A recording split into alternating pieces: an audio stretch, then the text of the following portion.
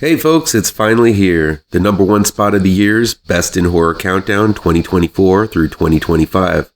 And if you guessed Bring Her Back, you're right. A gargantuan thank you to everyone who followed the countdown this year. Let me know if you want me to make more countdowns like this one, possibly looking at specific genres or years in the past that I haven't covered. These are a lot of work to do, but they're a ton of fun too. Here's my review of what I think is the best horror film of the year.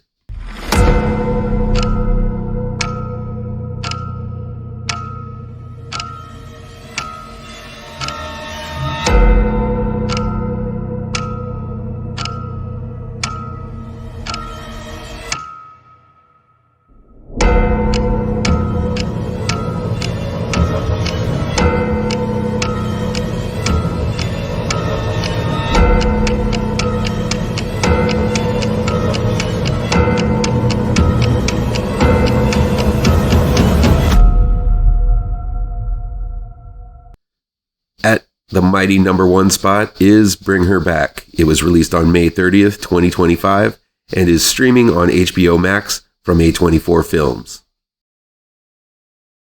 It's directed and written by Danny Philippou and Michael Philippou. After the accidental death of their father, Andy, played by Billy Barat, and his blind sister Piper, played by Sora Wong, are sent to live in a foster home run by former social worker Laura, played by the Shape of Water's Sally Hawkins. Laura already has one foster child, a strange mute boy named Oliver, played by Jonah Wren Phillips. Andy and Piper bond with Laura soon after their father's funeral when they find out that Laura recently lost her birth daughter, Kathy. While at first the kids settled into the home of their eccentric caregiver, Andy and Piper soon begin to suspect something more sinister is going on. And unbeknownst to them, Laura is planning a dark ritual involving her dead daughter and the 3 foster kids in her care. While Talk to Me was a potent little horror movie, I felt it was a little too similar to other cursed horror films released in the last decade or 3, such as The Ring, The Grudge, It Follows, and more recently the Smile franchise. Bring Her Back does share some key elements with Talk to Me, mainly that it is about a ritual that is performed so that a grieving person can once again have contact with a lost loved one. But Bring Her Back is a far superior film, and the stakes are risen much higher than Talk to Me. It shows that the writing, directing team of Danny and Michael Philippou are a true force to be reckoned with in the genre of horror. Bring Her Back is emotionally heart-wrenching, viscerally gruesome, and downright terrifying all at once. The emotional core of Bring Her Back is much more potent here, as the weight of grief is shared by all 3 main characters, allowing grief to show up in multiple ways from different perspectives. Andy, Piper, and Laura are all grieving in one way or another, and dealing with that grief in vastly different ways.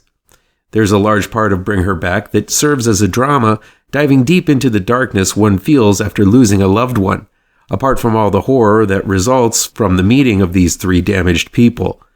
It's a strong dissection of grief, and at first when Andy and Piper arrive at Laura's house, there are some downright sweet moments as 3 broken souls attempt to mend together. It's because this emotional core is so well developed that when the horror appears, it feels more dangerous than ever. It's not like there is nothing supernatural going on during this get-to-know-you time we spend with Laura, Andy, Oliver, and Piper. Right from the start, when we are introduced to Oliver, we know something is off. Way off. The kid is creepy as all get out, and by far is going to be the takeaway character of the movie that will get under your skin the most and stay there.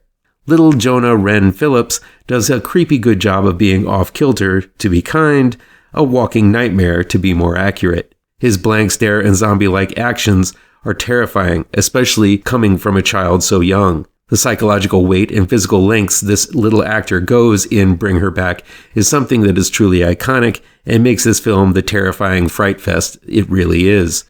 Phillips steals the show, from his blank stare to the gut-wrenching table-gnawing sequence. This is a performance that will make your skin crawl and fill your head with new, horrifying nightmares. Because Bring Her Back is so beautifully raw with its emotions, it sets itself apart from the regular horror herd, There are some shocking moments that I should have been able to call out, but I was too enwrapped in the lives of these characters and their safety to notice the horrors coming from all angles, endangering Andy and Piper.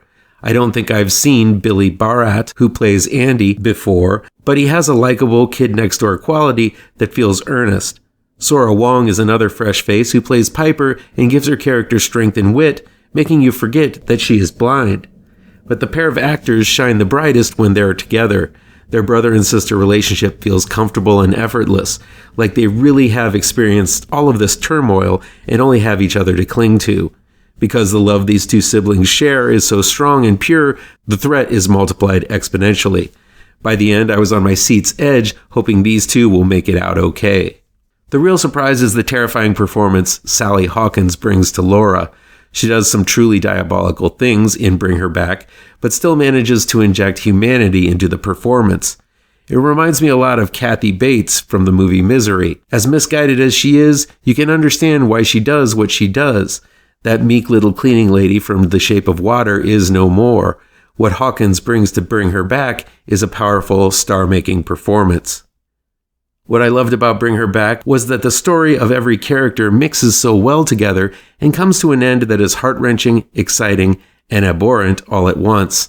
This film goes to some ugly places, and you won't believe some of the violence that plays out. While the supernatural is just below the surface, it is ever-present, but shown in a very tactile and smart manner, feeling more like a subliminal terror one might have found in the movie Hereditary. Each character has a journey, a challenge, and an end that feels crucial to the story. I truly didn't know how the fates of these characters were going to play out.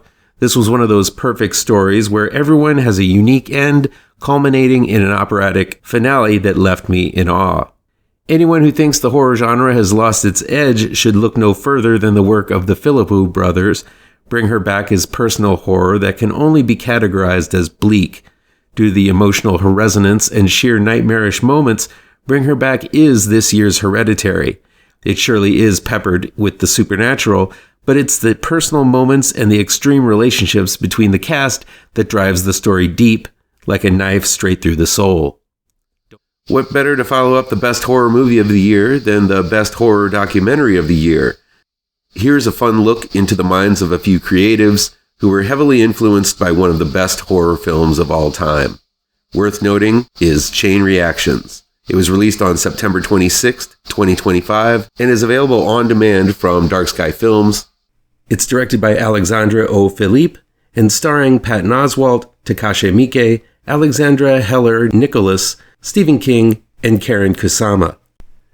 If you're a fan of horror, then you've most likely seen the original Texas Chainsaw Massacre. It's one of those films that feels like a rite of passage for horror fans. If you can get through that movie, you can get through most horror films. And it's because it serves as an endurance test for some and an inspiration for others that it is probably my favorite horror movie of all time.